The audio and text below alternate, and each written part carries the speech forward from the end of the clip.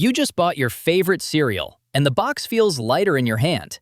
What if I told you companies are secretly shrinking products while charging you the same price and banking on you never noticing? Today, I'll explain shrinkflation like you're 5 years old. By the end, you'll understand why companies would rather shrink their products than raise prices. You'll also learn how to catch them red-handed at the grocery store. Shrinkflation is when companies reduce the size or quantity of a product but keep the price the same. That family-size bag of Doritos went from 16 ounces to 13 ounces over the last 3 years.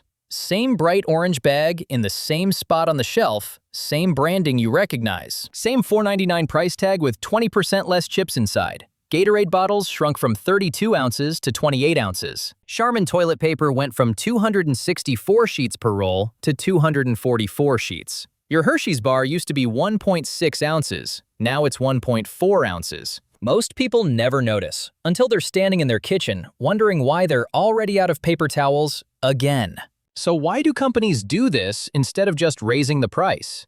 Because your brain is wired to notice price changes, not weight changes. It's called price salience, and it's the reason shrinkflation works so well. You've been buying the same peanut butter for years at $3.99. You know that price, and it's burned into your memory. If you walk into the store tomorrow and see $5.29 on the label, your brain sounds the alarm. You feel ripped off, and you might switch brands or wait for a sale. But if that jar goes from 18 ounces to 15 ounces, while the price stays at $3.99, your hand grabs it on autopilot and your mental price anchor stays intact. You walk out feeling like you got the same deal you always get. You just paid 20% more per ounce and your brain never registered the theft. Companies aren't breaking laws here. They're exploiting a loophole in human psychology. When ingredient costs go up or fuel prices spike, businesses face a choice. Raise the price and watch customers revolt, or shrink the product and watch customers not notice. It's like when your gym raised their monthly fee from $29 to $39 and everyone threatened to cancel. But imagine if they kept it at $29 and just reduced gym hours by 20%. Most people wouldn't realize until they showed up one day and the doors were locked earlier. Same strategy, just less obvious and more effective. Here's where this gets wild. The packaging barely changes, which is the whole point. Companies invest millions in making sure the new, smaller product looks identical to the old one.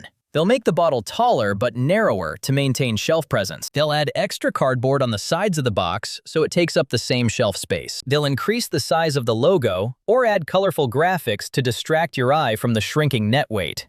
It's visual sleight of hand, designed to fool your perception. The illusion only breaks when you get home, open the bag, and realize it's half air. This brings us to slack fill. Slack fill is the empty space inside packaging, and it's technically legal as long as there's a functional reason for it. Chips need air to prevent crushing during shipping, which seems reasonable. But when your bag of pretzels is 60% air and the actual product barely fills a third of the package, you're paying for nitrogen, cardboard, and disappointment. The bag looks full on the shelf. You don't realize you're buying mostly atmosphere until you pour it into a bowl. That's just what the regular size is now after multiple rounds of shrinking. Now here's what nobody talks about. Shrinkflation hits lower-income families the hardest. If you're already stretching your grocery budget to the limit, getting 20% less product means your food runs out faster. You're back at the store more often. You're spending more overall. And because you're buying based on price instead of unit cost, you're getting the worst deal possible. This matters to you because shrinkflation is accelerating. During the pandemic, when supply chains collapsed and costs spiked, companies shrunk products at record speed. Some have since restored the original sizes, but most haven't. They realized customers didn't riot. Sales didn't tank. So why go back? A 2023 study found that 70% of product categories experienced shrinkflation over the past 5 years. Your dollar genuinely buys less than it used to. Not just because prices went up. It's because the products themselves got smaller while you weren't looking. But here's the secret weapon most people ignore. There's one number that never lies: the unit price. That little label on the grocery store shelf shows cost per ounce, per sheet, or per item. It's usually printed in small fonts below the main price, and most people walk right past it. Big mistake. The unit price is the only thing that tells you what you're actually paying. 2 boxes of crackers might both cost $3.49, but if one is 12 ounces and the other is 9 ounces, the unit price reveals the truth. Suddenly, that same deal is actually 33% more expensive. Here's where it gets even better. Sometimes the smaller package actually costs more per ounce than the bigger one. The 18-ounce jar costs $5.99, but the 12-ounce jar costs $4.49. Your brain sees the smaller package as the better deal because the total price is lower. But the unit price reveals you're paying 37 cents per ounce for the small jar versus 33 cents for the big one. You just paid more to get less because your brain doesn't do math automatically while you're rushing through the store. So here's how to fight back. Ignore everything except the net weight and the unit price. The package size doesn't matter. The flashy sales sticker? Ignore it. The colorful redesign? Who cares? Read the net weight, usually printed on the front, bottom, or back label in ounces, grams, or fluid ounces. Compare it to what you bought last time. If you don't remember, take a picture of the label with your phone. Then check the unit price. Compare across brands. Compare across sizes. Store brands often haven't shrunk yet because they're trying to undercut the name brands. That generic is suddenly 40% cheaper per ounce. Not because it's lower quality. It's because it's still the size the name brand used to be. And if you really want to get tactical, buy in bulk when it actually saves money. Costco and warehouse clubs haven't been immune to shrinkflation, but they're usually slower to shrink. Just remember, buying bulk only saves money if you actually use it before it expires. Be honest with yourself about what you'll consume. Here's the part that makes this infuriating. Companies aren't legally required to tell you when they shrink a product. There's no label that says, now 15% smaller, because that would defeat the entire purpose. They just quietly roll out the new size, keep the old packaging design, and hope you don't notice. And most people don't.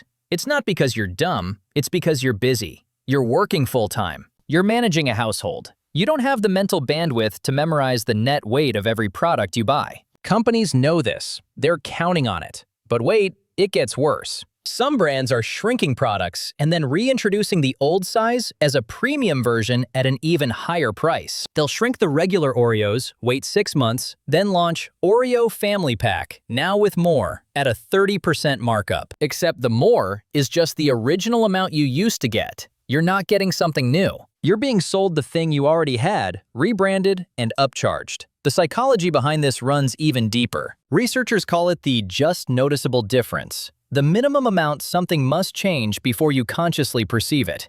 Companies engineer their shrinkflation to stay just below that threshold. A candy bar loses 0.2 ounces. A cereal box drops by half a serving. A juice bottle shrinks by 4 ounces. Each change is small enough that your hand can't feel the difference. Your eyes can't spot the change on the shelf, but add up 10 of these micro shrinks across your shopping cart, and you're walking out with 15% less food for the same money. And here's the twist that should make you furious. During periods of high inflation, companies shrink products and raise prices simultaneously. They're double dipping. The jar gets smaller and the price goes up.